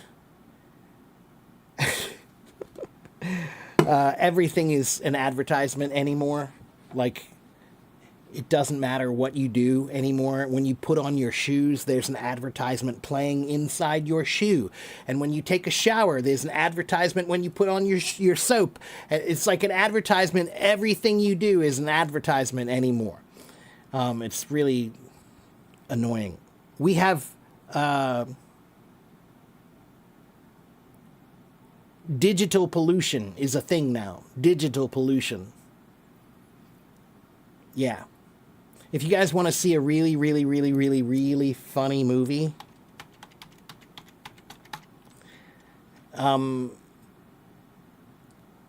that makes fun of some aspects of America, this movie is pretty funny and pretty true. If you see this movie, you'll see it's like about a future America where everything is an advertisement and everything is like, yeah, it's a pretty funny movie.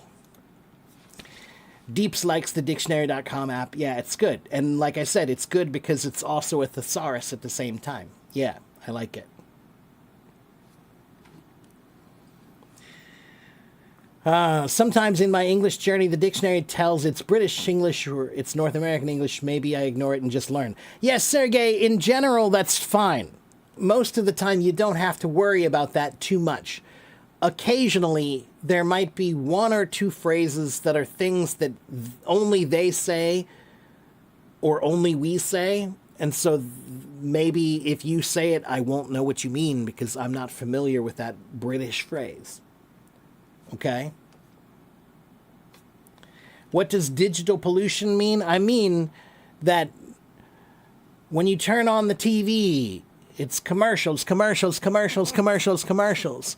And when you, drive down the street, it's advertisements, advertisements, advertisements, advertisements, advertisements. And when you use your phone, it's commercials, commercials, commercials, commercials, commercials. And when you watch YouTube or TikTok, it's commercials, commercials, commercials, commercials, commercials. And you watch a TV show or a movie, it's commercials, right? It's just commercials everywhere you go. It's pollution. We don't want it. Do you want it? Do you really want to see all that? No, nobody wants to see all that, but we have to, right? That's trash. That's pollution.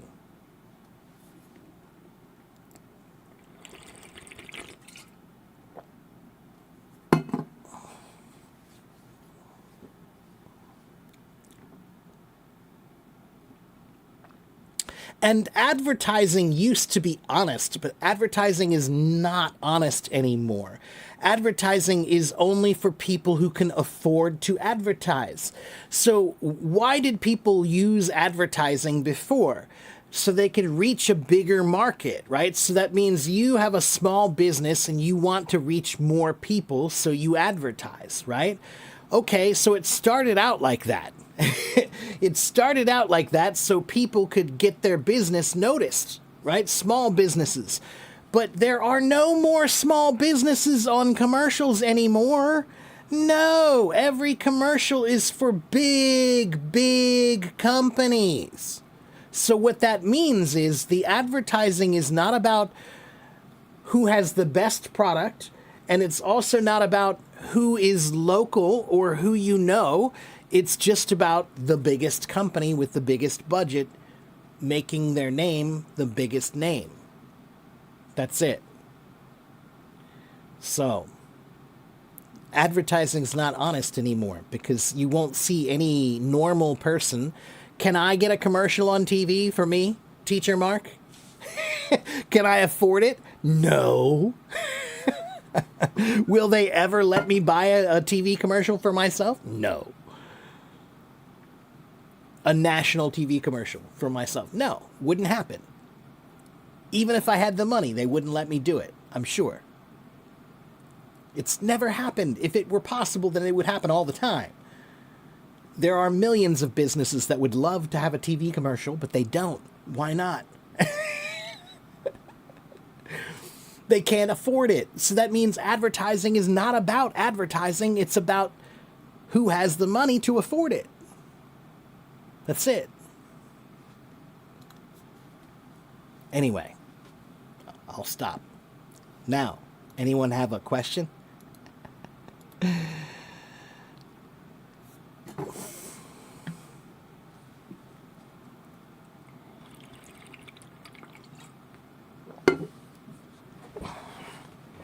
Here's the thing that I think is funny, is that now I believe that if you're spending a lot of money on a commercial, then your product is garbage. I know your product is terrible if you're advertising a lot. Because if your product was great, you wouldn't have to advertise so much. You would just get great business because you have a great product. So if you are advertising a lot, then I know your product is actually not very good at all because you're desperate.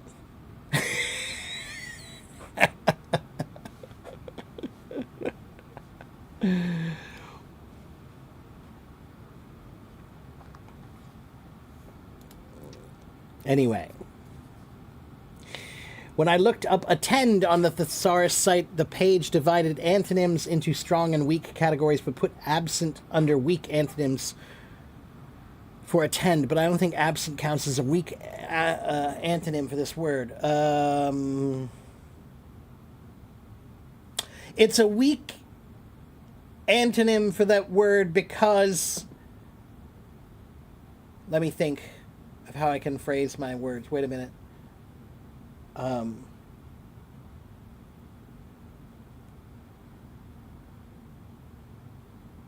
Let me look at that. Let me see what it says.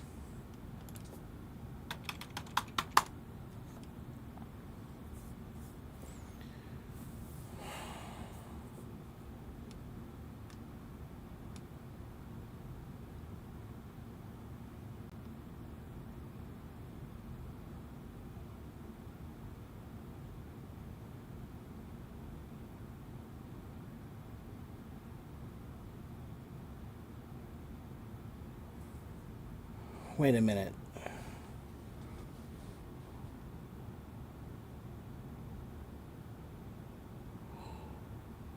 I think I would agree with you, Sisu. I think that you're right. I think that the term to be absent should be in the strong category. Huh, that's interesting. Oh, and you know what's even more funny is, guess what, Susu? Look at this. I wonder if that's a mistake that they made, because look, when I scroll on this page, my cursor over the hide, look how it changes so I can click on it, right? And also lazy, I can click on, disregard, ignore, neglect, I can click on all of these, but when I go over here, look at that, I can't click on this one. I wonder why. I think that might be a mistake that they meant to put here.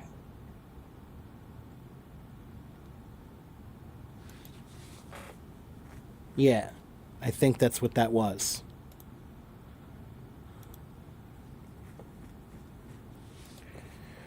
But, Susu, that's good that you are thinking about it. You're not just accepting what it's telling you, you're being critical.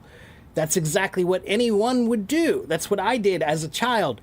I would look in the dictionary and look at the thesaurus and see which words worked and which ones didn't, and then I would think about it and make an argument in my mind about whether this is good or bad or why it's right or wrong. Remember, that's what I've said, is that if you feel it's the right word and you can defend your feelings, then use it, right? If you have a feeling this is the word I want to use, and you believe that it works the best, then use it. If you can make an argument for it, then use it. Okay?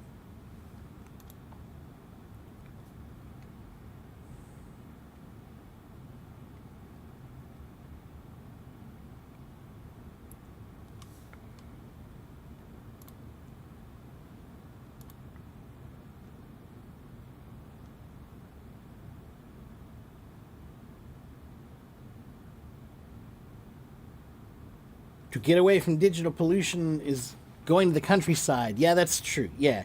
Go to the countryside, get out, go for a hike, put your phone down. Yeah.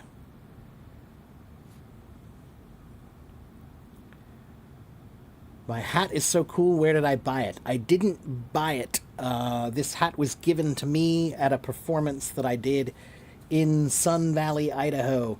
This is from Sun Valley Ski Resort in Idaho.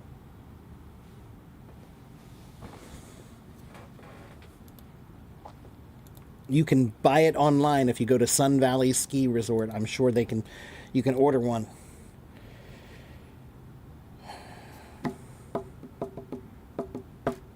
Your problem is pronunciation. Well, practice tongue twisters. Tongue twisters. She sells seashells down by the seashore. Red lorry, yellow lorry. Red lorry, yellow lorry. Peter Piper picked a peck of pickled peppers. Practice those.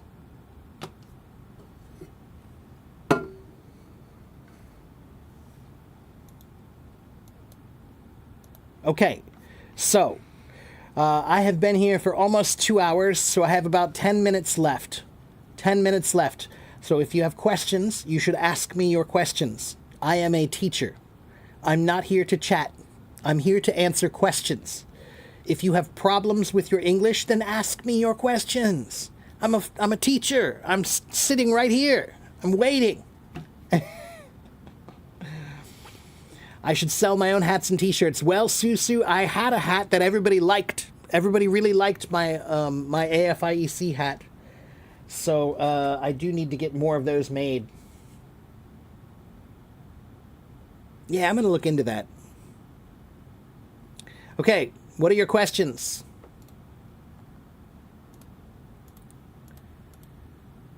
You can join by asking your question in the chat. If you want to just come on stage, then you're not here to learn, you're here to chat. When you just raise your hand and just say, talk to me, I don't do that. You have to chat with me with a question. Give me a question. Then I will help you. Give me your questions. Don't tell me to put you on stage. Just tell me your questions. What else? Let's see. You're struggling with sentence formation in your mind. Okay. I think that means you're probably trying to do sentences that are too difficult for you. So, Rifat, start with really simple sentences like a baby, right? I like this, I don't like this, I want this, I don't want that, I need this, I don't need that, I'm happy, I'm tired, I'm sad. That's easy. Start with that. Okay? If you can do a few simple sentences, then you can put them together. You can say, I feel happy, I like ice cream, and I want to go to the park. Right? That's just 3 small sentences put together. Okay?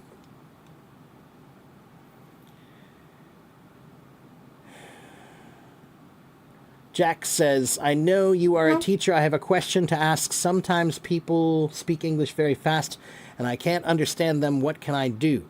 Jack, if they are in front of you, if you are talking to them, then you can do the same thing that I do in Chinese. Okay, so 有时候我说中文，他们听我，他们感觉他的中文非常好And then I have to say, 不好意思，不好意思，请可以说慢一点吗？ Which means, I'm sorry, please, can you speak a little bit more slowly? Okay? So, if someone is speaking too fast, then you can ask them, I'm sorry, my English is not so good. Can you speak a little bit more slowly, please? Okay? I'm sorry, could you slow down a little bit for me, please? That's all. You have to just be humble. Tell them to slow down. Most people who have never spoken to a person from another country, they don't think about how fast they're speaking. Right? So almost everyone, when they meet a foreign person, a non-native speaker of English, they don't think about how fast they're speaking. Okay? So you have to tell them. Think about it. Slow down. Okay, so Jack, if you can tell them, then you should tell them. Okay, if you can't tell them, then you have to practice more. Right? If you're just listening to TV or movies or podcasts or YouTube, that just means you need to practice more. Okay?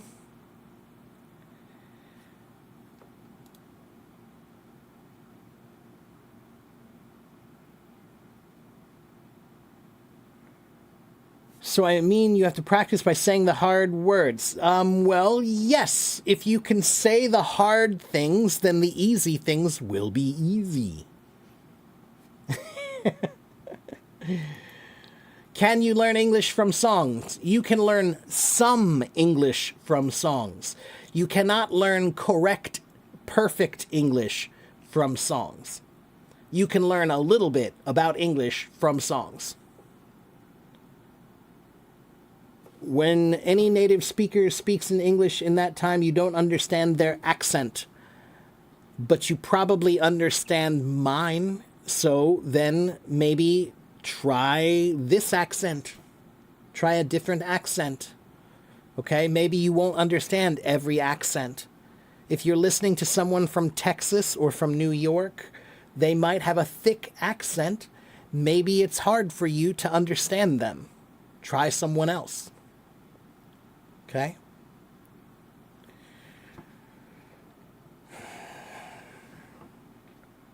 Is sentence structure like, I find it hard, is it useful to learn sentence structures like that? Yeah, they're useful.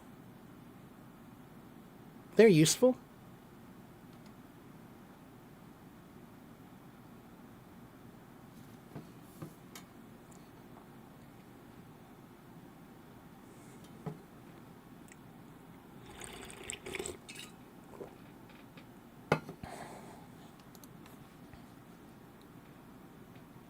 Aya, Aya, do you cook?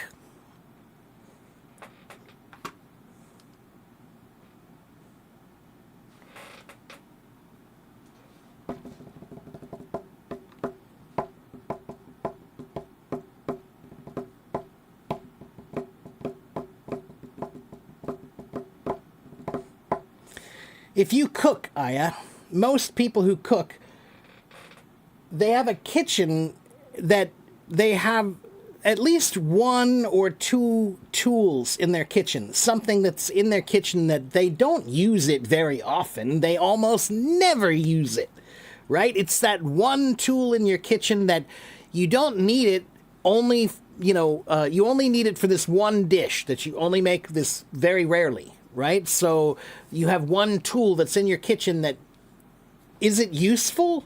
Yeah, it's useful, just not every day. That's the way language is too. There are many sentence structures that are kind of like that. They're like a kitchen tool that you almost never use, but it's in the drawer in case you need it. Okay?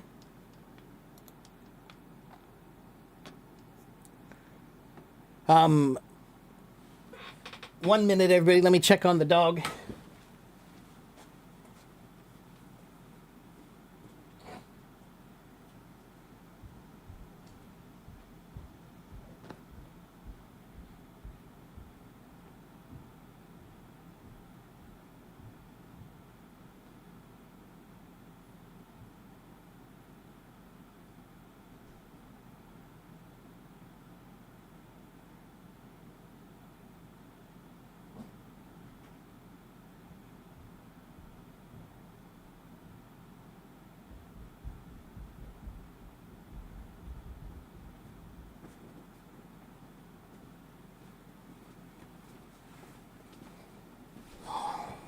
Okay.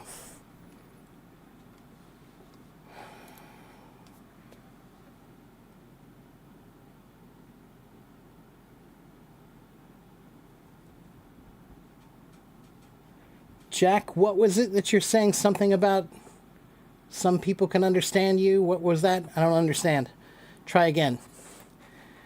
Lucas says, something I usually do is to imitate you while listening to you. It helps me a lot. Plus, I like your accent. Okay, well, that's called shadowing. That's called shadowing, Lucas. And yeah, I'm a good candidate to shadow, a good person to shadow, because I exaggerate my mouth movements when I speak. If you try to exaggerate like I do, then your speaking will become more clear. Okay? Rifat says, how much time do I need to spend a day to be fluent in English soon? All the time in the world. Not just your time, but everyone's time. Rifat, there is no such thing as fluent. Fluent is an island that you can't get to. It's a fantasy world that people created. This wonderful island where if you get to this island, you're done studying language on this island. It's nothing but beautiful beaches on this island, and it's perfect weather on this island, and you don't have to think ever again. That's the island of fluency. Fluencia. That's what we'll call it. The island of fluencia. Everyone wants to get to the island of fluencia. But if you want to get to someplace, then there must be a map, right? You have to be able to tell me how to get there, right? If you can't tell me how to get there, then it doesn't exist, right? So then, Rifat, how can I get to be fluent? How many vocabulary words do I need to be fluent? How many? Exactly how many? Is it 10,000? 11,000? 14,311? What about grammar? Do I have to have perfect grammar to be fluent? Or can my grammar be a little bit off sometimes? What about my accent? if I have an accent, does that mean I'm not fluent? So fluency is this stupid word that everybody talks about. I want to be fluent. I want to be fluent. And what you mean is, I want to be finished. What you mean is, I am so tired of studying. I don't want to study anymore. I just want to do it. I don't want to work. I just want all the reward. But guys, language is like a musical instrument. If you stop practicing, then you suck. Okay? If you stop practicing, then you will not be good. So that means you never stop practicing because you're never done. So you can't get to the island of Fluencia. So stop trying. Stop asking, how long does it take to get there? And start working on it. Because it's not about how long it takes to get there. You're there. You're in the world. You exist. Now make language. Make music. And make it better every day. Okay?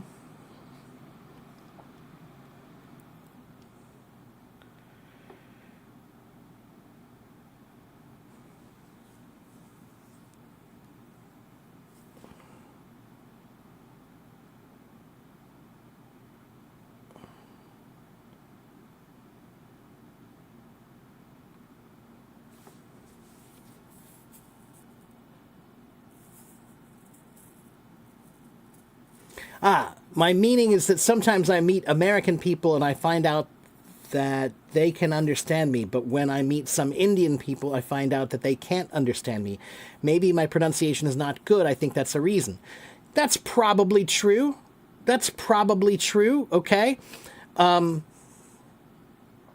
Jack, English is an international language now, right? So now when you're speaking English, maybe you're speaking English to a person who's speaking English, but they are not a native speaker, right? So, like, India is a prime example, right? Now, India, it's kind of a funny thing because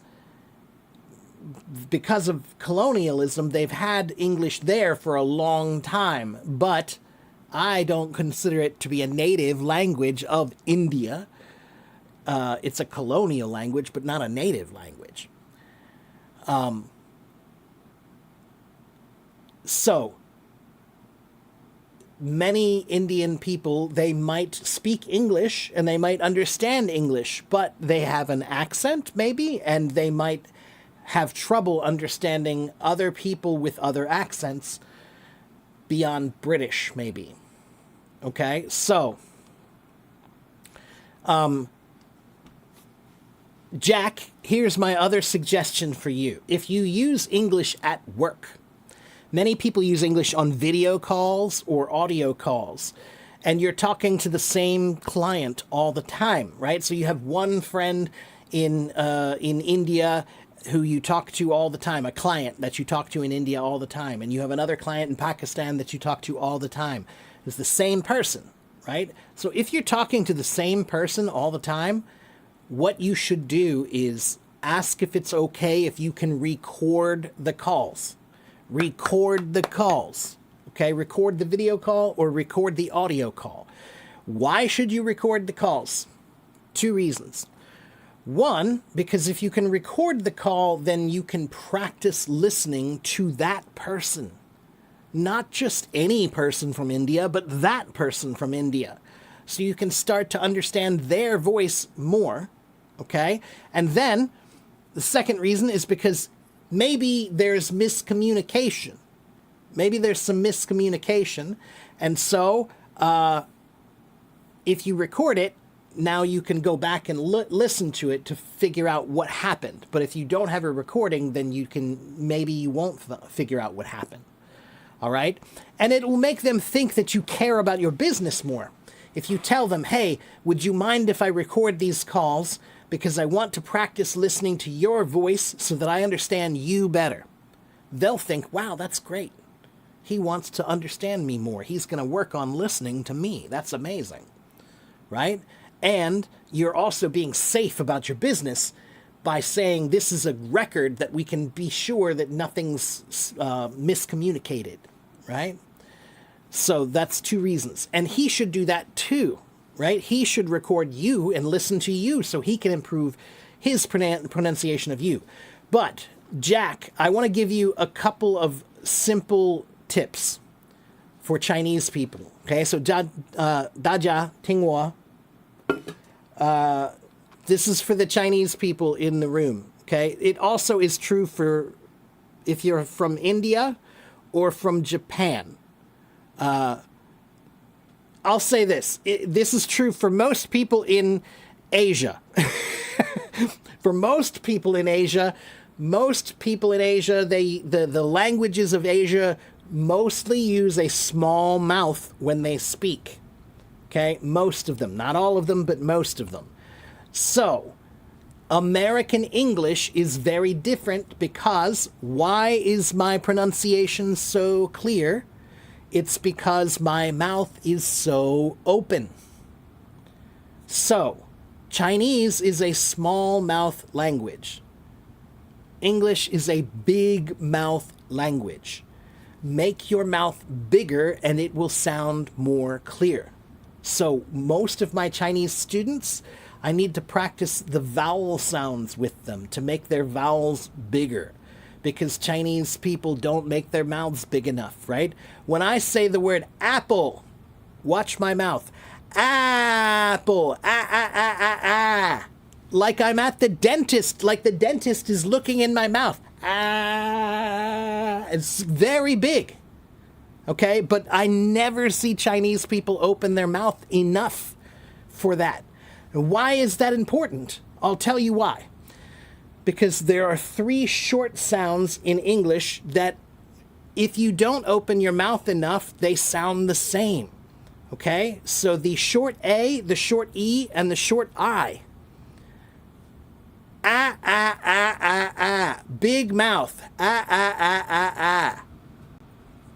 The short E, middle. The short I, small. So if you make it big, if your mouth is big, then they will be different. 3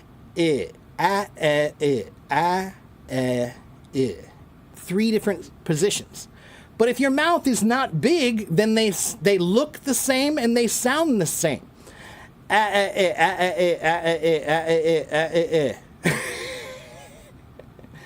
So make your mouth bigger so that you can see the difference.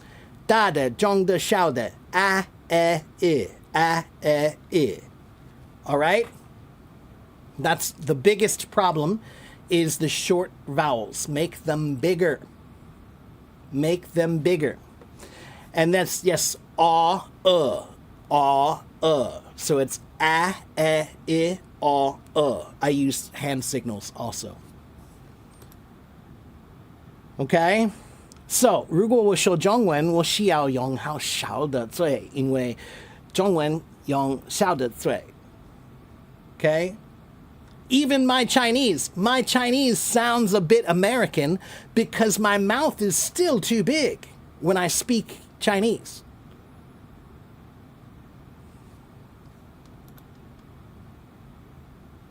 Okay? Okay, guys, it has been 2 hours and 13 minutes, and I need to take a break. And I have a lot of work to do today, and it's already very hot outside, so I need to go get work done. Okay? All right. So, if you guys are new, very quickly, let me give you my information so you can follow me. Everything that you need to know about me is right here. This is my file right there. So if you want to know my schedule, get that file. If you want to know my website, get the file. My YouTube channel, get the file. My blog, get the file. Okay? Everything about me that you need to know is in that file. I have been on this app for more than 12 years. I have been teaching here as a live streamer for more than 5 years. About 90,000 people follow me, and I have done more than 2,000 hours of teaching here. I have answered more than 10,000 questions here. Okay? And more than 1.2 million people have seen my streams. Okay? All right, so get the file, copy and paste the file to your browser. That's the file. Copy that link, paste it to your browser, and open it. Copy that link, paste it to your browser, and open it. Okay? 如果你是中国人，你可以告诉叔叔，叔叔可以帮助你。OK， 他可以给你我的 PDF。OK， 好不好？听懂吗？